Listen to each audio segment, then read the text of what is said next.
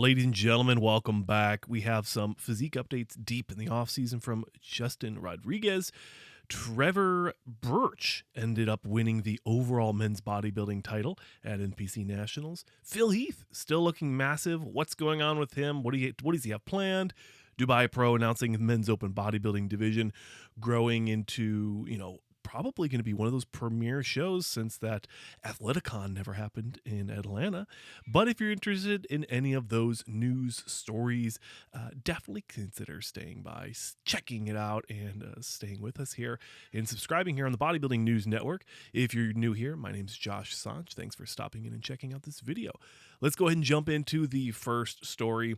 Trevor Birch, like I talked about in the intro, ended up winning the overall bodybuilding title in the NPC Nationals just this weekend. And when we look at this guy, he was the, correct me if I'm wrong, he was the bodybuilding heavyweight, not the light heavy or the super heavy. He was like I don't want to say like the middle, but something like he was like bodybuilding, and I think that's awesome.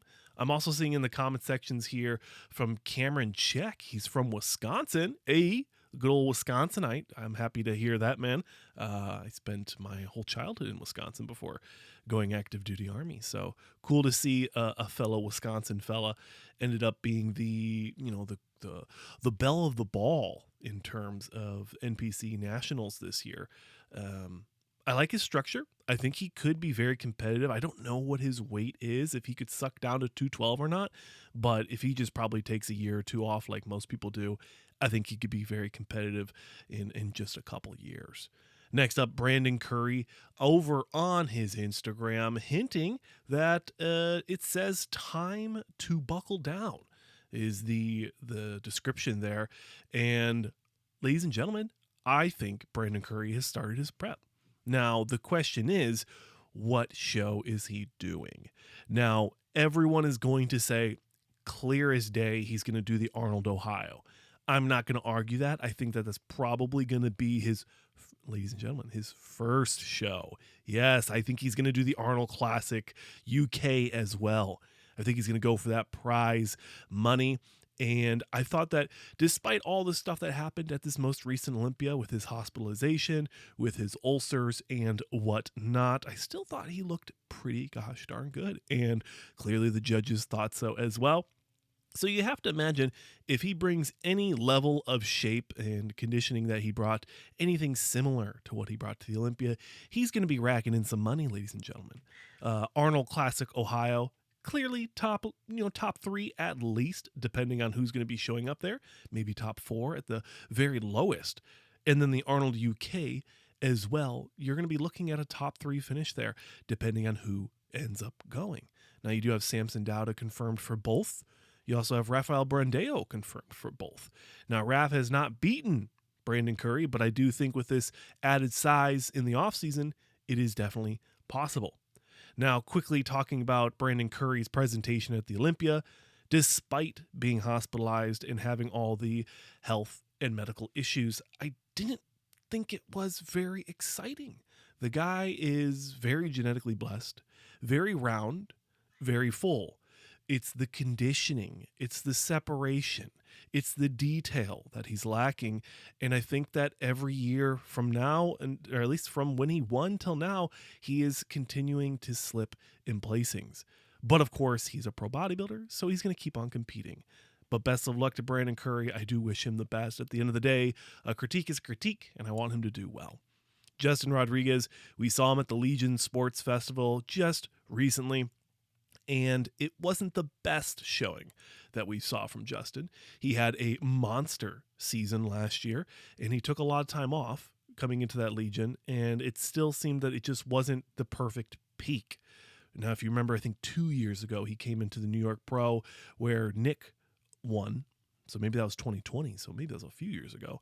And that was a phenomenal showing from Justin Rodriguez. A lot of detail, a lot of conditioning. Oh no, it was the Arnold before then. That's where it was.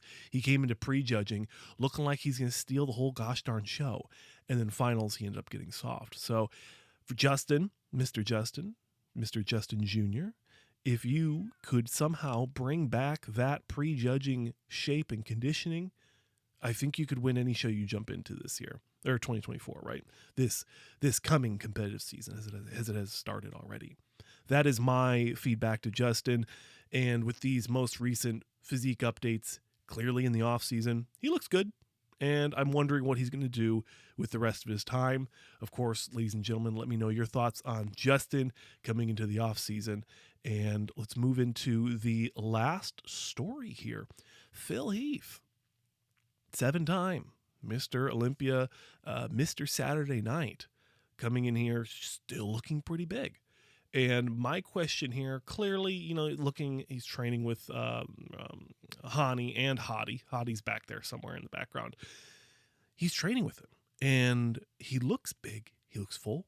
He looks great, ladies and gentlemen. He does look great. And, my wonder is, ever since we didn't get to see that Athleticon, remember Dwayne Johnson's show that just disappeared, we haven't really heard that what he's got planned for, his last show. He did come back a few years ago, and I thought he looked great. The midsection wasn't perfectly fixed, but hey, it was so exciting. I was so happy to see him get back on stage. And here's my question to you, now that we get around to it. Now, beat around the bush, right? My question to you, ladies and gentlemen, is what do you think's going on in Phil Heath's head when you look at how big he still is, the level of conditioning he still has, the level of shape and fullness he still has? As you can hear in the background, Totoro completely agrees. Every time I start talking, he just wants to go scream in the kitchen. My question is, what is he doing? And I mean, at the end of the day, he is a bodybuilder, right? So he's always going to want to continue to body build and be big and enjoy the pump and chase the pump, like Sam says, it's like, check that pump out at the end of the workout. So I think it's not a big deal. I don't think it's something to dig too much into.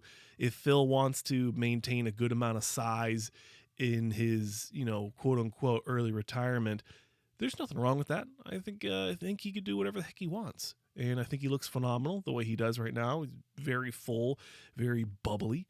And heck, if he wanted to jump into his show, I think that'd be pretty exciting. Obviously, he's probably not going to do that. He's only going to do another prep if there's a lot of money confirmed for him, right? Not just prize money, but money. But ladies and gentlemen, let me know your thoughts on all the stories in this installment, the evening installment, as we are doing 2-a-days, it would seem. Thanks for watching. I'm your host, Josh Sanj. Please subscribe, and I'll see you in the next one. Totoro!